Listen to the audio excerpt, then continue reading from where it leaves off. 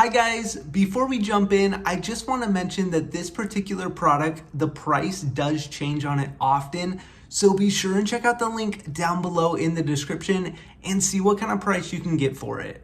All right, let's jump in. In today's video, we're looking at this Lucid memory foam mattress. Now, I want to talk a little bit about this mattress, help you know what you can expect when you get it, and also give you a tip to help you get the most out of this mattress. The first thing you'll probably notice about this mattress is the really high quality cover that is on this mattress. It has a very premium feel to it. It is nice and soft and has a cool design texture to really give that level of comfort to the top of this mattress. Now, just like that tag says, this is a firm memory foam mattress, and that means that you're going to get a lot of support when you sleep on this mattress. Now, the top of this mattress does have a little bit of cushion to it, and you will sink in just a little bit, but you'll quickly be reinforced by that supportive, higher density foam. Now, I've tried quite a few firm mattresses in the past, but I will say that this mattress right here does bring a nice level of comfort while still providing that excellent level of support from the firm style mattress. One feature I love about this mattress is that the bottom of the mattress actually has these little rubberized dots on it